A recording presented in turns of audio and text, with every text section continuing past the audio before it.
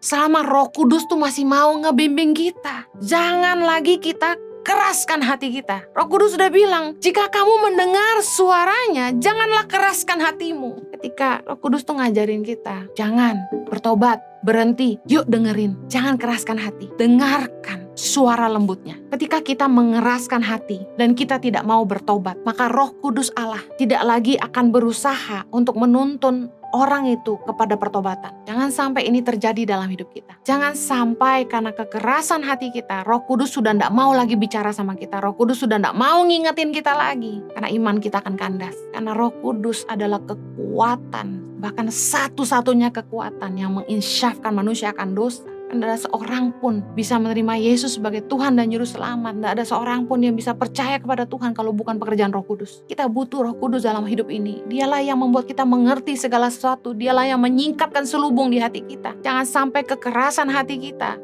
yang tidak mau bertobat membuat Roh Kudus tidak lagi mau berusaha untuk menuntun kita. Roma 2 ayat 5. Tetapi oleh kekerasan hatimu yang tidak mau bertobat, engkau menimbun murka atas dirimu sendiri. Pada hari waktu mana murka dan hukuman Allah yang adil akan dinyatakan. Bukannya Tuhan tidak sayang, tapi kita harus ngerti bahwa ada konsekuensi dari perbuatan kita. Bahwa setiap orang harus menuai perbuatannya. Kalau kita bisa diselamatkan karena kasih karunia, jangan sia-siakan kasih karunia Allah. Selama masih ada kesempatan, selama kita masih ada hari ini, bertobatlah. Jangan sampai kekerasan hati kita yang membuat kita tidak mau bertobat malah menimbun murka Allah dalam hidup kita. Tahukah Anda bahwa ketidaktaatan mendatangkan murka Allah dalam hidup kita? Yohanes 3 ayat 36. Barang siapa percaya kepada anak, ia beroleh hidup yang kekal. Tetapi barang siapa tidak taat kepada anak, ia tidak akan melihat hidup, melainkan murka Allah tetap ada di atasnya. Apa artinya murka Allah? Ketika kita mengeraskan hati, tidak mau bertobat, maka yang pertama Roh Kudus tidak akan lagi berusaha untuk mengingatkan kita dan menuntun kita kepada pertobatan. Karena sudah berkali-kali Roh Kudus itu sabar. Tapi kalau kita terus keras hati tidak mau bertobat, maka Roh Kudus akan meninggalkan kita. Tanpa Roh Kudus tidak ada kekuatan yang bisa menginsyafkan kita akan dosa.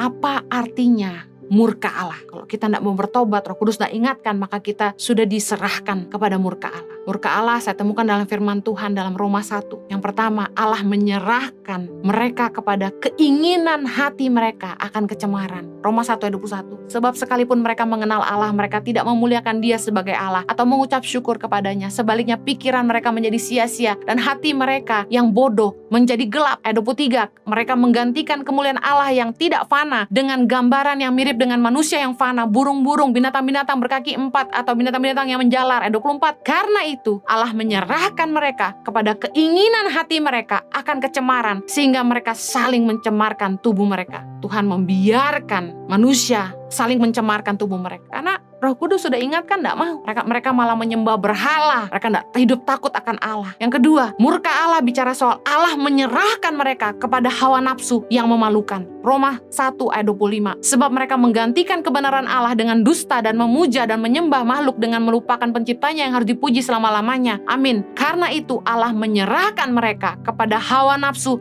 yang memalukan. Sebab istri-istri mereka menggantikan persetubuhan yang wajar dengan yang tidak wajar. Demikian juga suami-suami meninggalkan persetubuhan yang wajar dengan istri mereka dan menyala-nyala dalam birahi mereka seorang terhadap yang lain sehingga mereka melakukan kemesuman laki-laki dengan laki-laki. Dan karena itu mereka menerima dalam diri mereka balasan yang setimpal dengan kesesatan mereka. Orang yang diserahkan ke dalam murka Allah adalah mereka diserahkan kepada hawa nafsu yang memalukan. Makanya kita tidak heran ada laki-laki dengan laki-laki sesuai dengan firman Tuhan. Mereka hidup dalam hawa nafsu yang menyesatkan. Yang ketiga, murka Allah adalah Allah menyerahkan mereka kepada pikiran-pikiran mereka yang terkutuk. Roma 1 ayat 28. Dan karena mereka tidak merasa perlu untuk mengakui Allah, maka Allah menyerahkan mereka kepada pikiran-pikiran yang terkutuk sehingga mereka melakukan apa yang tidak pantas. Hal-hal ini ayat 29 penuh dengan rupa-rupa kelaliman, kejahatan, keserakahan, dan kebusukan, penuh dengan dengki,